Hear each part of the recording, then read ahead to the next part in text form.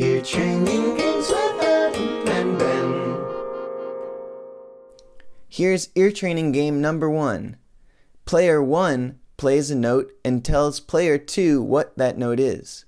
Player 1 then plays a second note, and player 2 must identify that note based on hearing the interval between the first and second notes. So let's give it a try. So Okay, I'm not looking. All right. No looking, no peeking. We won't even be looking at each other at all. This is going to be like my first date with everyone. C. Okay. And here is... That is a na da. That is an F. F. Alright, cool. So now you got Okay. that F. F. Where's F? F is right here. Oh, I can look now. Okay. F. Yeah. What about that note? That sounds like A flat to me. That's an A flat. Yeah. A flat. How Okay. about... Oh, I looked. Okay. Shit. Okay, well, I'll try another one. A flat.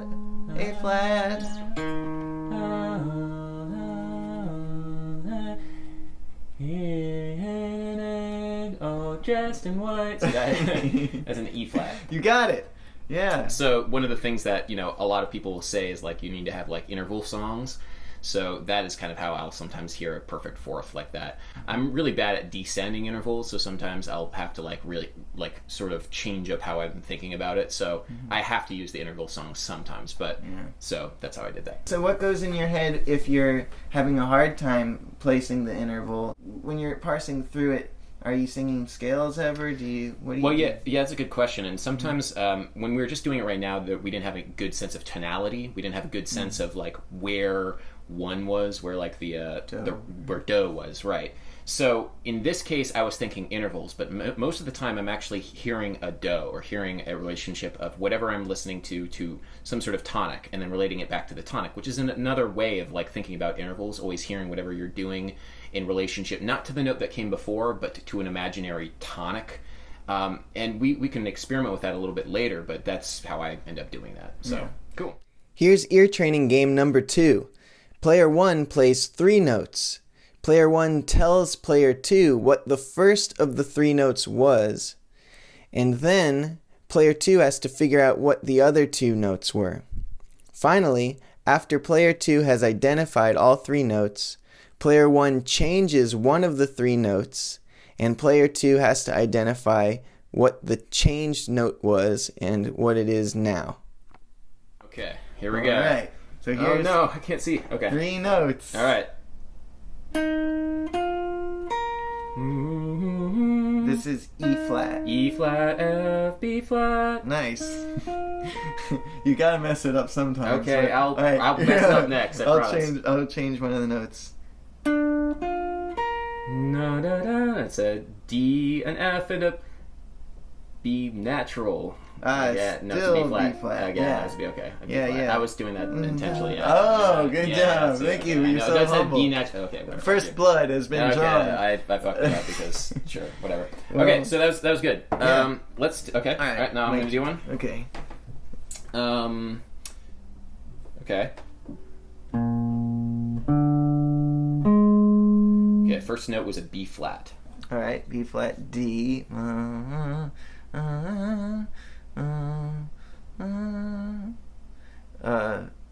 What? B flat, D, and then A flat. Yeah. Nice.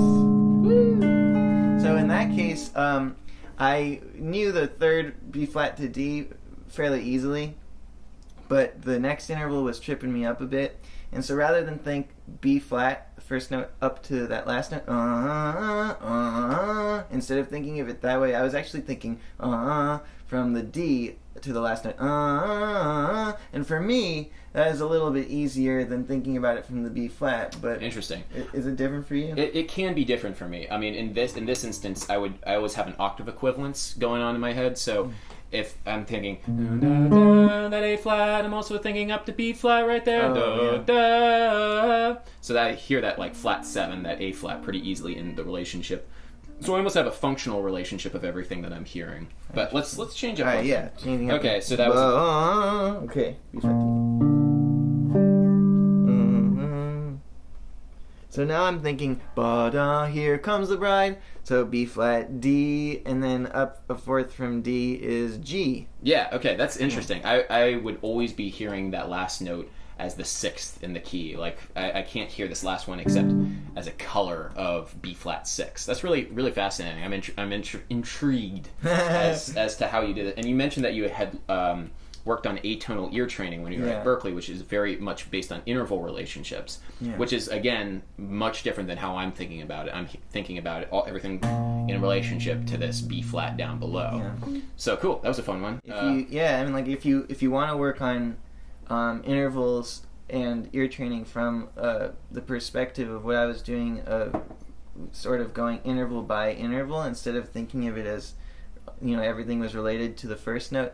What you can do is sort of in your mind create a big long, like, fill your head with the first note. So ba, just get really clear on ba. Then the next note is da. So you're really clear on ba da. You ignore the rest of it. You're just hearing ba da, and isolate that interval. Then name it. And then when you go da da, instead of going ba da, you now make a drone out of ba da. The second note in the 3-note phrase, and you fill your mind with that, and you go, and you can hear very simply the fourth there. Here's ear training game number 3. Player 2 plays a chord, and player 1 plays a note at the same time. Then player 1 uses that note to identify the chord that player 2 played. Okay. Alright, so I'll be person 1, I'll play a note, Okay. then you play a chord, and I'll have to say what chord you played based on what note I have. Okay, cool. Alright, so... Weird. I'm going to try playing them together. Okay. This is going to be strange, guys, but, okay, don't look. Oh, okay. I'm going to try and make it relatively easy. Okay. This can get weird, but okay, ready? 1, 2, 3. Oh, yeah. Spicy! That's pretty. Okay.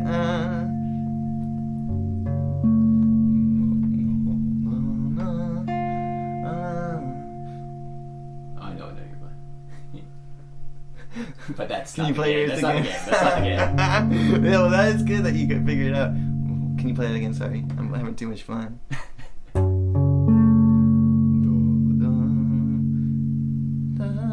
Okay, so it's a spread voicing. Minor triad. Yeah.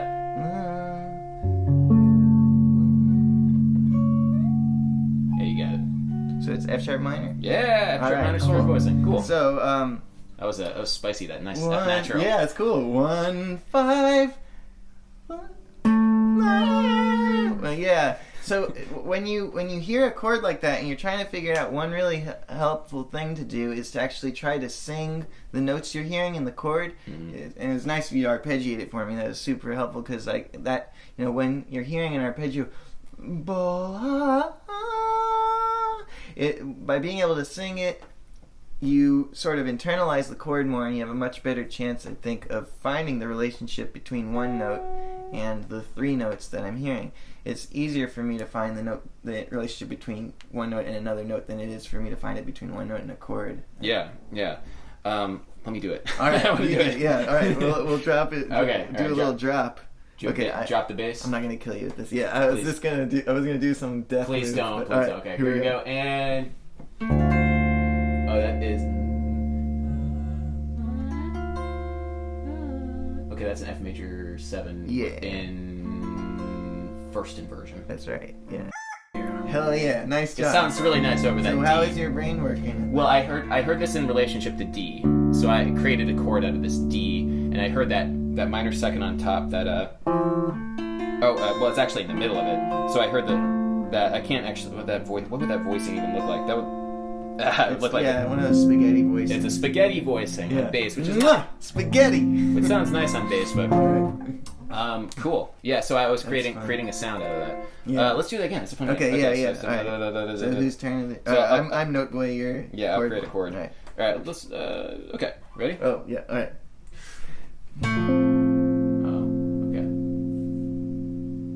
We're in the same harmonic territory. Is it F major? Yeah. Cool. Yeah. So that was like, I heard na, and then the note I was playing was the third.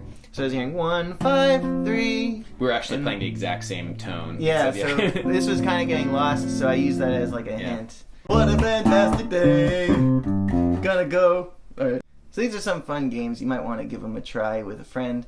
And just the main point here is to see if you can have an ear training buddy to work with on turning the abstract, sort of hard to pinpoint nature of things you're hearing and kind of decode them into fixed intervals and fixed distances that you can recognize and observe and use in your music. Yeah, this was fun. This was fun. It was illuminating, I think is the term. Yeah. Well, I hope that we have a day where we just play the games and don't make a movie because it's such a good time. You want to just do it again? Okay, so let's... which game was your favorite? I like the last one. Yeah, the chords one's my chords favorite. one. Yeah. All right, I'll do chords, boy. You okay, do. sweet. Yeah. And... You'll get this, yeah. I know you can do this. Hold on. Can you arpeggiate? Okay. That is a...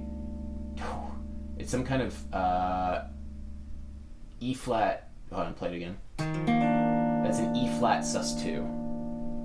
Right? That's a good way of putting it. Yeah, E flat major 7 sus2 or B flat over Oh B yeah, flat. yeah. No, I forgot the major 7. I was playing a big spicy D flat on that. That's and I was nice. like, yeah, it's super like, spicy. woo! All right. That was a cool. hard one. That was fun. Oh yeah. That was fun. I like Thanks. this game. Yeah, that was fun. Okay. That's it.